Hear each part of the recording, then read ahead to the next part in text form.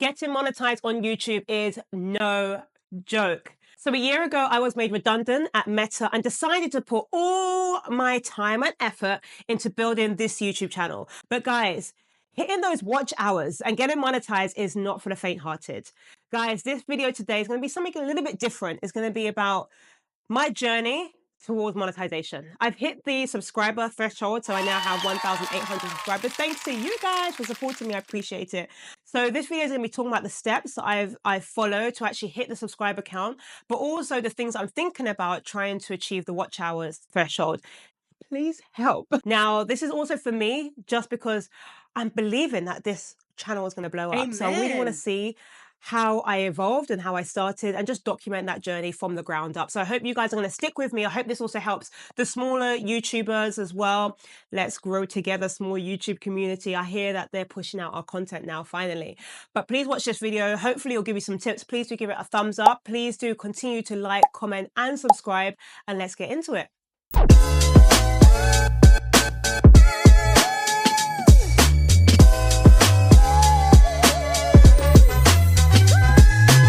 Hey guys, and welcome back to my channel. I am doing this video, as mentioned, a little bit differently to my usual content. I'm taking not a break, but doing some things in parallel, because today I'm going to be really open and honest about my journey to monetization, and really want to be doing more videos around documenting how things have improved, what I've done, things that I've changed, things that I've adjusted, and the steps that I've taken in order to get monetized basically here on YouTube. So for those of you that don't know, my channel is all about helping the diasporan community around investing in real estate in Ghana. I am British born Ghanaian. I'm proud, but you know, right now, all eyes are on Ghana. And I personally have been investing in Ghana for the last 10 plus years. I've been burnt, but I've also had some great highs. And my channel is all about using my own personal experience to actually help the diasporan community to actually invest in real estate, but also show them some of the mistakes that I've made so they don't make those mistakes as well. Good content, right? So why is my content not being pushed out to YouTube? I put so much effort into my videos. I spend so much time. I spent money. And I'm going to talk about some of the things that I do and some of the things that I've done. And maybe you guys might have some tips and advice for me, but also for those smaller YouTubers who maybe haven't hit the threshold in terms of subscriber count. Maybe this might help you. I don't know. And then maybe as I close that window on my watch hours, then maybe this might help other people as well. So let's go for it. So when I first started my YouTube channel, my channel was all around my career. So as mentioned, I was laid off. I was made redundant at Meta, and my career has spun, I'm showing my age now, 15 years. Is it 15 years? About 15 years. And I started working in an investment bank. I was promoted to a director at like the age of 27. And I documented that on my YouTube channel, and I started that, right? That's when I started my YouTube channel. And then I just went quiet because I was just enjoying my career. So my YouTube channel originally started with me just showing my journey with my career. But then also, as I started to explore things in Ghana, learning about the business landscape, I started to document some of the businesses that I was getting started in. So things like my beauty salon, things like the agri-tech business that I am on the board for, was an executive for, the Uber fleet business. So some of these things you might find on my channel. So that's how I originally started my channel. But then when I was laid off at Meta, I decided to just niche down and focus on one main niche, which is all around educating the diaspora around purchasing property in Ghana and using my own personal experiences. That was the first thing that I did. I went into my niche. So that was the number one thing that I did. I really want to be that channel that if somebody's looking to purchase property in Ghana, they can just come to me. You can find everything you need to know. And that's the plan for this channel. But in terms of the kind of market that I'm in, or the kind of content I speak about, there's other huge YouTubers. Shout out to Vanessa Camby, shout out to Anna, shout out to Jasmine. There's so many great YouTubers out there, and I want to do something a little bit different. So a lot of them are doing things around property tours, etc. And I do that as well. I have done some as well. But I really wanted to show people, based on my own personal experience, some of the challenges that I face so that you don't have to. And also, I do run a consultancy company, so really helping anybody that wants to actually purchase property in Ghana, hand-holding you through that journey. me. But I also want to look at how I can be a little bit different. So this year I started to explore not only the property tours, but sit down interviews with real estate developers and real estate brokers. And guys, let me tell you something. I went out to Ghana. I'm back in the UK at the moment, but I went out to Ghana and I filmed all this content. I filmed so much. And I'm being honest with you, I filmed so much. And I took on board a videographer.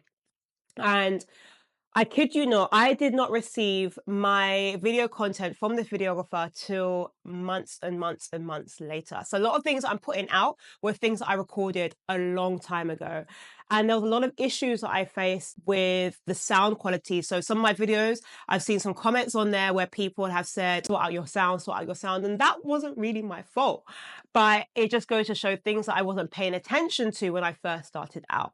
So number one was definitely niching down on my content. Number two was learning about sound and making sure that I make sure I'm communicating the message well, but also, understanding who are the various team members that you have. So my videographer, making sure he's got the right equipment as well.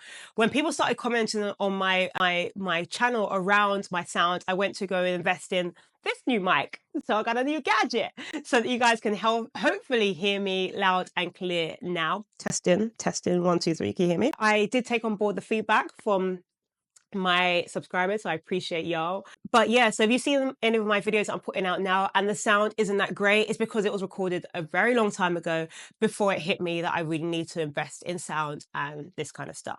Number three, the next thing that I've done is I've tried to be a lot more consistent.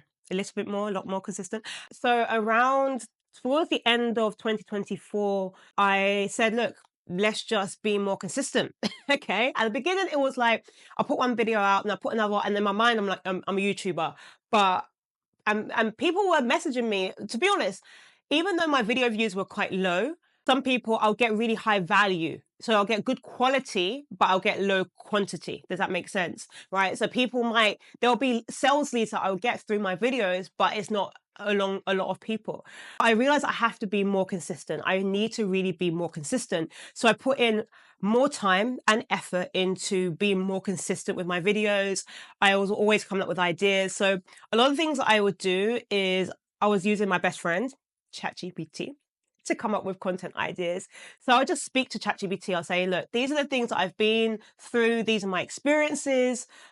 This is what I've learned. It would even ask me questions and it would then help me with coming up with, ideas for the channel. So it allowed me to just have more ideas. And to be honest, you guys haven't even seen half of it because there's been so much more that I've done and I just haven't put it out. But the consistency has been through just mentally thinking through the ideas and just starting to put things out. Now, what I also did was I wanted to look at ways in which not only would I be consistent, but how can I stand out from the other people that are in this space? And towards the end of last year, I had this idea around the time where I'm showing the things that I do in my spare time now. You know, when the whole P. Diddy thing came out, right? I was quite addicted to like watching some of the videos. And I realized that a lot of those videos were just regurgitating what other people have done, but they were using faceless videos. And so I was like, hold on a minute, there's like nobody sitting behind a camera to talk through the case, but yet they've got millions of views, hundreds of thousands of views. And I was like, well, maybe let me be different and do like a faceless content series, right? So focused on how I purchased my property in Ghana, my first property that was, and some of the challenges I faced, and do that more in a faceless approach. So it'll be, you'll see the house, but there'll be other kind of B-rolls and other footage in there, just so I can differentiate myself from other people. So I actually spend money. So every single video that I produce, I spend a lot of money on each video. But so when I put it out there and it doesn't get views, I'm so defeated. I'm so deflated because I spend money on the videos. I pay somebody in India to actually put those videos together. I send them all the information. I send them all the pictures, all the B-rolls. Well, they do all the stock B-rolls, but all my other content they have access to. So, I try to be unique in this space. And then I'm just trying to figure out what's going on. Why is my content not being pushed out? It's hitting subscribe count, to be honest, because my sub counts, and I'll probably post a screenshot in, every day I'm getting subscribers. So that subscribe count is going up, which is great. But the watch hours, it seems like I'm realizing that when I look at the analytics that it kind of tails off. So I'm trying to figure out, what do I do? So another thing that I did, I watched the guy who did a video on how he used AI to build his channel, and another guy, and I'll post the links in as well. And what I did, because I was so lazy, I actually put their entire script into ChatGPT. So I used TurboScribe and I put it into ChatGPT. And then what I did is I then was like, hey, tell me the points that I need to do. What are the things I need to do? And a lot of the things that came out was you need to have a strong 30 seconds. You need to make sure that you've got this 30-day strategy, for example. You're always doing a call to action, middle of the videos, like loads of different things that I learned from it, and also making sure you deliver value. And guys, I deliver so much. Do you know what? I have a paid course. And that paid course around helping diasporans purchase property in Ghana, I break it down into my YouTube channel for free. So I give out so much value, but nobody is seeing it. Nobody is watching it. So it frustrates me so much that I'm like, what am I doing wrong? So I try to focus on my thumbnails. I try to focus on my hooks. I try to focus on the title. So another thing I did was I also started to use a third-party app, because I started to realize that a lot of people were contacting me on my IG account, my Instagram, and saying, I've been to a YouTube, you know, those like people that focus on SEO, like you see, and those people that have like, I see that your account is not receiving views because your SEO, etc. So I rather than taking up their services, what I did is started to ask them questions like, what is it that you do? They're like, oh, we put it through our SEO, so we'll do one video for you for free. So I was like, okay, let me see what you can do.